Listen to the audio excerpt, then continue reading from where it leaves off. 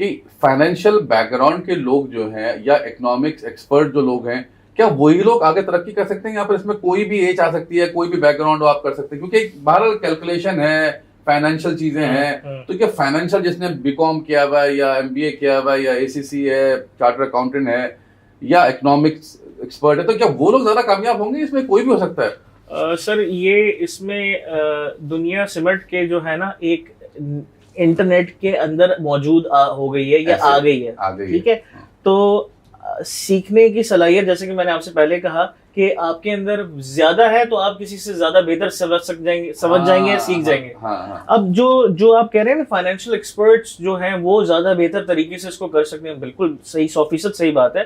उनकी ग्रिप इस चीज पे ज्यादा होगी क्योंकि उनको बैकग्राउंड पता होगा, चीजें कैसे हो रही होती हैं, पूरा हिस्ट्री जानते हैं, प्रोजेक्शन उनकी ज्यादा बेहतर होगी। या अगर मैं कोई चीज किसी कॉइन की या किसी प्रोडक्ट की या किसी चीज की कोई इवैल्यूएशन कर रहा हूँ या प्रोजेक्शन कर रहा हूँ तो मुझे शायद उसमें टाइम लगे, मगर वो जो एक्सपर्ट, जो फाइनेंशियल एक्सपर्ट होगा, वो शायद उन चीजों को बहुत जल्दी कर ले।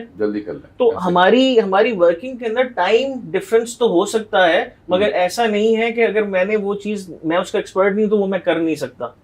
जो लोग डिनाई कर रहे हैं इस करेंसी को अभी तक, वो you gonna say to them कि ये फ्यूचर की करेंसी है, क्या फ्यूचर में यही चीज काम आएगी? मतलब आपका मैसेज क्या होगा जो लोग अभी तक, जैसे पहले मैं भी पास में समझता था कि इसकी कोई वैल्यू नहीं है, हम सभी डिनाइल फेज में थे, या क्या क्रिप्टो करेंसी होती है, क्या ये कोई बेकार चीज है, सभी हम डिनाइल फेज में कभी न कभी रहे हैं। जो लोग अभी तक इस डिनाइल फेज में है, वो उनको क्या मशवरा देंगे आप?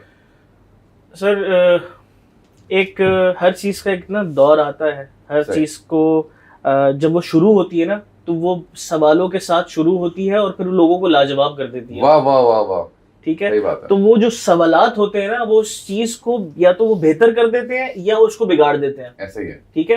तो क्रिप्टो जब शुरू हुआ तो इसके ऊपर कोई भरोसा नहीं करता था और कोई ट्रस्ट नहीं करता था। मगर जब लोगों को बढ़ते हुए और ऊपर जाते हुए देखा तो फिर उन्होंने कहा कि यार वाकई ये कोई चीज है। सही बात है, ऐसे ही है, ऐसी भी कोई चीज है और लोग अगर वो कर सकता है तो मैं भी कर सकता हूँ।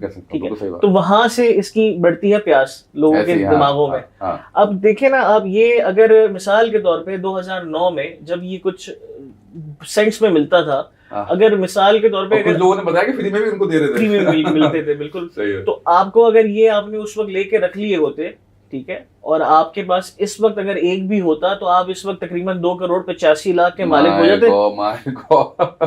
ठीक है। तो इसी तरीके से आपकी हर कॉइन की यही, अब जो छोटे कॉइन्स हैं, जैसे कि मैंने आपको जो मीम कॉइन्स बताए हैं, ओल्ड कॉइन्स बताए हैं, इसके अंदर ये वो वक्त है कि इन पे ट्रस्ट किया जाए। ठीक है। परचेज किया जाए और इनको बिटकॉइन होने का इंतजार किया जाए। ये बात ठीक है।